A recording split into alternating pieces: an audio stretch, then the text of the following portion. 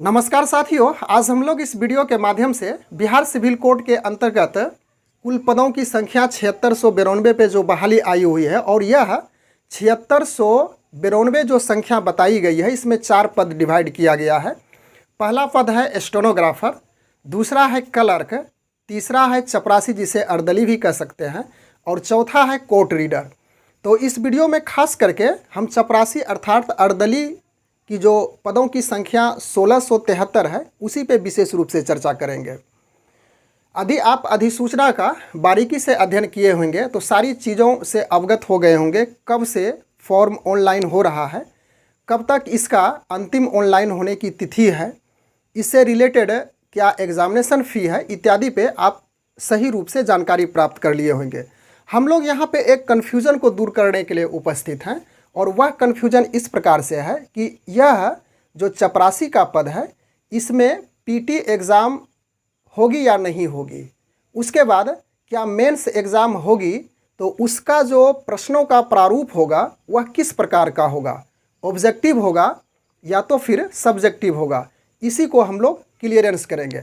आप बोर्ड पे यहाँ पे देख सकते हैं स्पष्ट रूप से वह जो अधिसूचना है, नोटिफिकेशन है, उसी में से इसे उस अधिसूचना में से इसे छांट करके लिखा गया है और इससे काफ़ी स्पष्टता हो जाएगी। आप कंफर्म हो जाएंगे कि वास्तविक में इसमें पीटी होगी तो इसका प्रारूप, क्वेश्चन का प्रारूप क्या होगा, और यदि पीटी नहीं होगी तो रिटन परीक्षा जो होगी मेंस के लिए तो उसके प्रश्नों का प्रारूप ऑब्जेक्टिव होगा या सब्जेक्टिव होगा। यहाँ पे हम लोग इसको कंफर्म कर लेना चाहेंगे।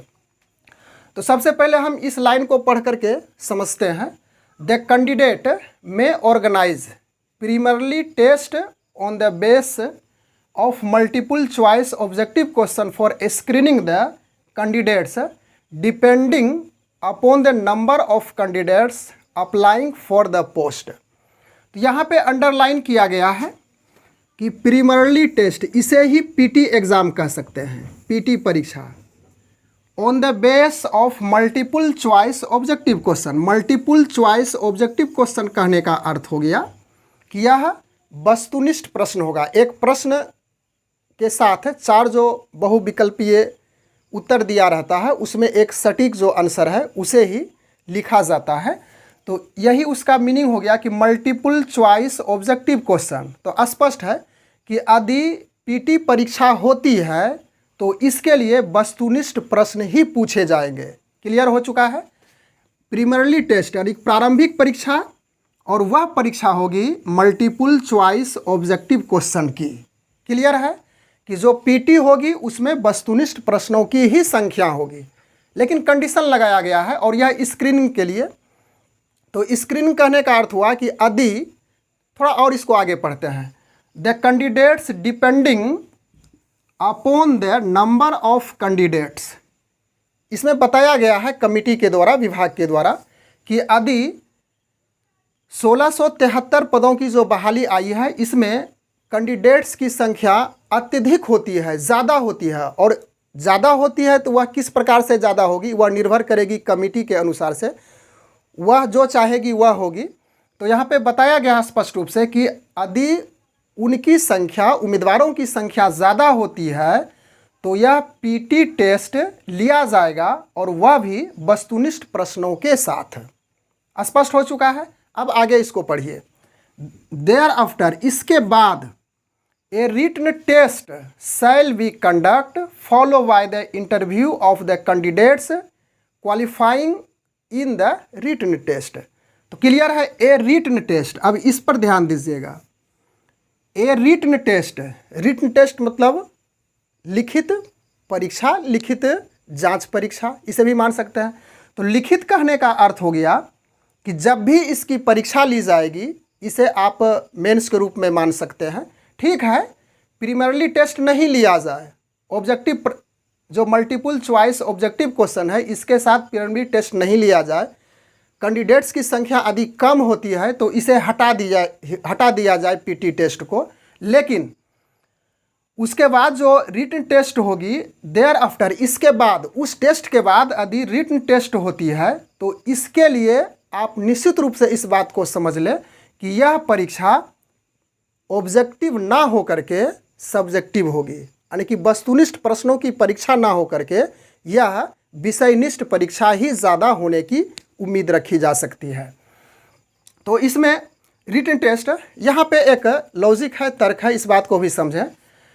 सपोज कीजिए कि आप मान करके ही चलते हैं और इसमें स्पष्ट रूप से कहा गया है कि पहली जो परीक्षा होगी उसमें ऑब्जेक्टिव प्रश्नों की संख्या ली जाएगी, लेकिन जो उसके बाद जो रिटन टेस्ट होगी इसमें स्पष्ट नहीं कहा गया है कि ऑब्जेक्टिव होगी कि सब्जेक्टिव होगी, लेकिन इस बातों से प्रीलिमिनरी टेस्ट में जो मल्टीपल चॉइस ऑब्जेक्टिव क्वेश्चन है, इस बात से यहाँ स्पष्ट हो जाती है कि रिटन टेस्ट के लिए सब्जेक्टिव परीक्षा ही संपन्न कराई जाएगी। तो यहाँ पे आप इस प्रकार से तैयारी कर सकते हैं, सब्जेक्टिव का ही तैयारी कीजिएगा।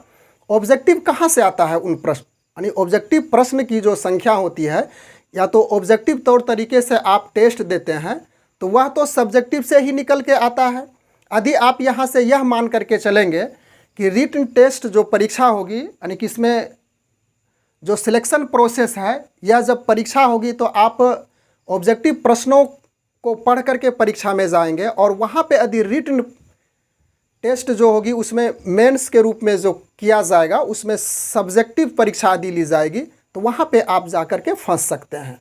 और यदि आप सब्जेक्टिव यानी कि विषयनिष्ठ प्रश्नों की जो संख्या होगी उसके आधार पे तैयारी करके जाते हैं तो उसी सब्जेक्टिव प्रश्नों से ही तो ऑब्जेक्टिव प्रश्न निकल करके आता है, तो वहाँ पे फंसने का चांस नहीं है।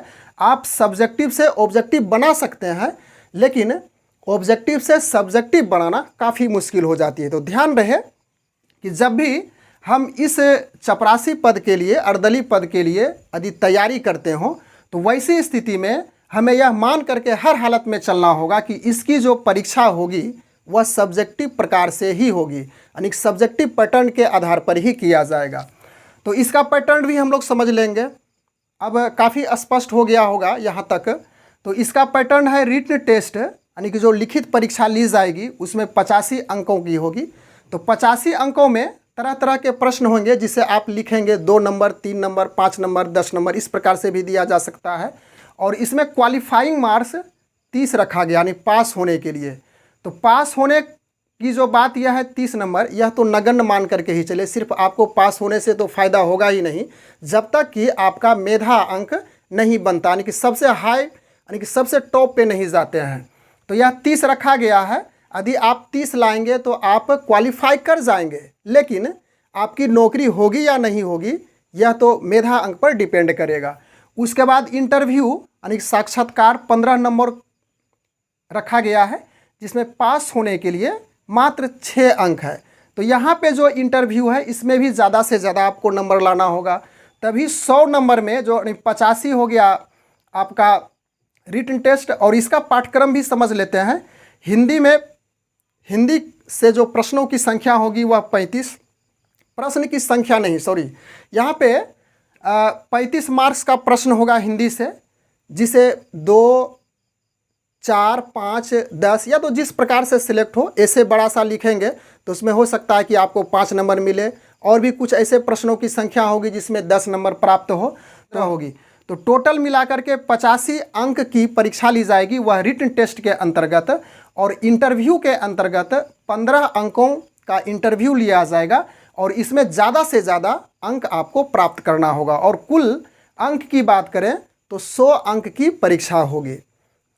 तो इस प्रकार से हम लोग उन सारी बातों को समझ चुके हैं कि यह जो चपरासी का पद है उसके लिए परीक्षा जो ली जाएगी, प्रीलिमिनरी टेस्ट हो या ना हो, लेकिन यदि रिटन टेस्ट होती है, फाइनल एग्ज़ाम होती है, तो उसके लिए जो प्रश्नों का प्रारूप बनाया जाएगा वह ऑब्जेक्टिव ना हो करके सब्जेक्टिव होगा। इसे हमेशा ध्यान में रख करके परीक्षा की तैयारी करनी है।